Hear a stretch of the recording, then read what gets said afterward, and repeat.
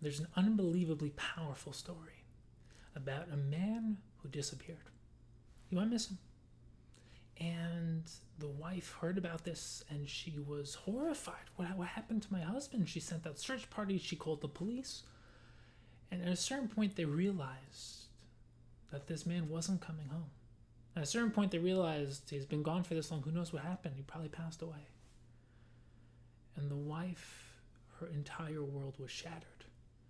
She couldn't believe it. This was her husband, the Balabayas, the center of her world. They built a family together, a life together, and her whole world was destroyed. And the children, the older ones, they started to understand, but the younger ones, they were having difficulty understanding, where's Abba? Why isn't Abba coming home? Where's our Abba? And their entire understanding of what it means to be alive was altered. Their Abba's gone. He's not coming home. Their father, their Abba, is never coming back into our bias. And the neighbors, they heard about it and they felt so bad. Oh my gosh, we knew him. We went to shul with him, celebrated simchas with him. And the people down the block, they heard about it. Rahman al-Sans, it's awful. Oh, I'm so sorry. And the people further away, they didn't even hear about it. They didn't even know what they lost. They didn't even know that this person was gone. A couple weeks later, miracle. Somehow, this man was able to come back to his wife, his family, his community.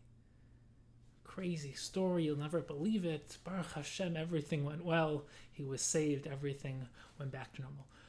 When he came home, what happened?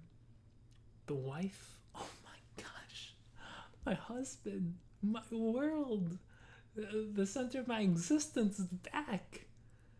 The children, Ava's home, Tati's home, my father's home.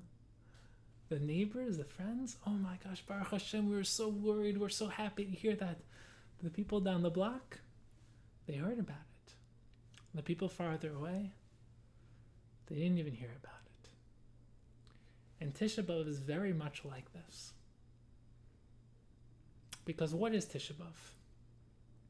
Tisha B'Av is supposed to be an emotional response, a veilus. We're mourning what we lost. We lost our connection with Hashem, with HaKadosh Baruch Hu, the source of our existence, our Abba, our Melech. What happens when you lose that? Oh my gosh, the center of your world is gone. The very essence of what it means to be alive is gone. That higher das, that higher connection is gone. It's supposed to be an emotional response. We're supposed to feel what we lost, the Churban Beis HaMikdash, the Makom HaMikdash. That's our Makom, our locus, our place of connection with HaKadosh Baruch Hu in the most potent way possible, and we have to feel that.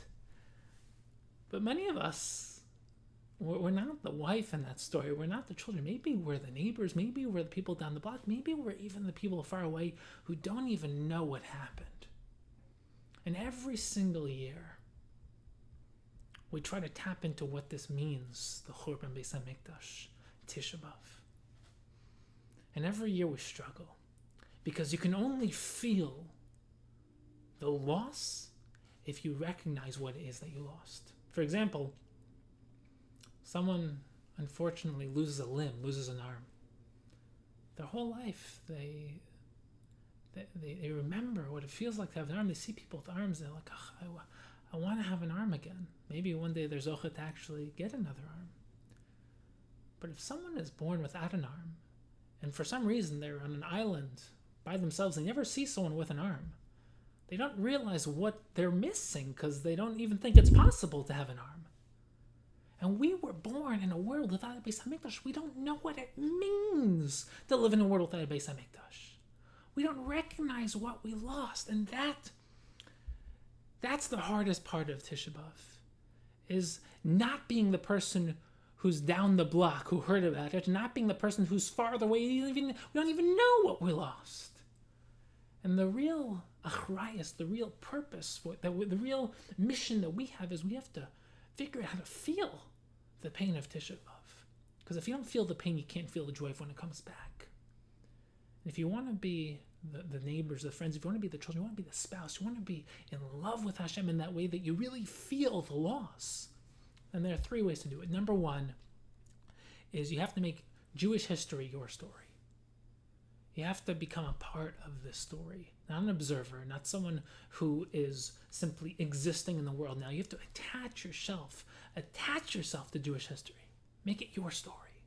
Number 2 is you have to realize that we're not mourning for something that happened 2,000 years ago. We're mourning for the fact that right now, as we are here, as you are watching this, right now, there is something missing in our lives.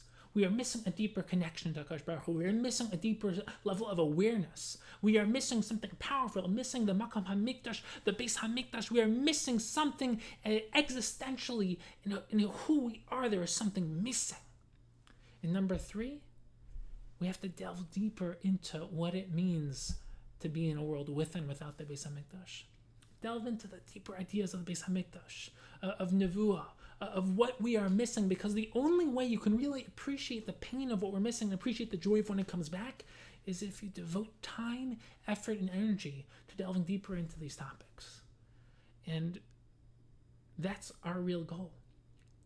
We are not remembering the destruction of Beis HaMikdash. We are trying to experience the emptiness of a life without it so we can desire the rebuilding of the Beis HaMikdash. And that's the real purpose of Tisha B'Av. It's not just a mourning for something that happened thousands of years ago. It's saying that there's something missing in my life. I want to feel that. I want to yearn for it. I want to yearn for that deeper connection with Hashem.